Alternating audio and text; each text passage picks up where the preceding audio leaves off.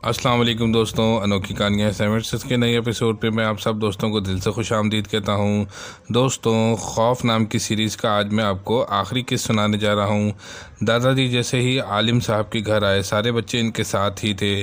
तमाम लड़कों को आलिम साहब ने कमरे में बिठा दिया। आलिम साहब ने पहले उस लड़के को देखा जो ज़्यादा तोड़ फोड़ कर रहा था और जो लड़की की आवाज़ में भी बात कर रहा था। यहाँ आलिम साहब ने पहले से ही रूहानी माहौल तैयार करके रखा हुआ था। कुछ देर कुछ पढ़ते रहे, दम करते रहे सब बच्चों पे, और इस लड़के पे भी दम करते रहे जिसके ऊपर असर हुआ था ज़्यादा, जो लड़की की आवाज़ में बात कर रहा था।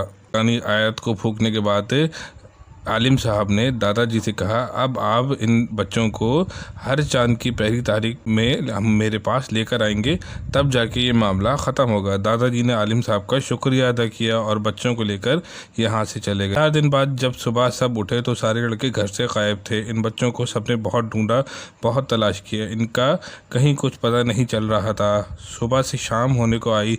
जब रात हो गई तो सारे लड़के उसी ही घर से होकर वापस अपने अपने कमरों में आ गए। ये सिलसिला चंद दिनों तक चलता रहा। दूसरे महीने की चांद की पहली तारीख आई तो दादाजी अपने बेटों और उनके बच्चों को साथ देकर आलिम साहब के घर निकलने लगे तो सारे लड़के शोर करने लगे, तोड़ फोड़ करने लगे। इस बात से इनको पता चल गया था कि वो कहाँ जा रहे हैं और सब लड़की की आवाज़ में ही बात कर रहे थे।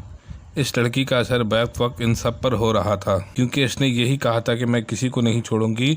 चुनाचा इन लड़कों को जैसे तैसे दादाजी और इनके वालिद साहिबान लेकर आलिम साहब के घर तक पहुंच गए।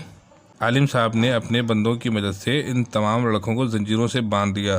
फिर आलिम साहब ने पढ़ना शुरू कर दिया। 2.5 से 3 घंटे के बाद सारे लड़कों पर जैसे ही फूंक मारी तो सारे लड़के ज़ोरदार चीख मारकर ज़मीन बोस हो गए। दादाजी और इन बच्चों के वालिद साहिबान के मनाज़र देखकर और ज़्यादा परेशान हो गए। आलिम साहब ने इन सबको तसल्ली दी कि अब ये तमाम बच्चे बिल्कुल ठीक हैं, अब आप इनको अपने घर ले जाएं। आलिम साहब ने अपने एक बड़े अमल के ज़रिए इस जिन्नी को जला दिया था जो इन बच्चों को तंग कर रही थी। दोस्तों, इस कहानी से हमें सबक ये मिलता है कि हम अपने बड़ों की इजाज़त के बगैर कहीं भी ना जाएं, जहां जाएं उनको बता के जाएं।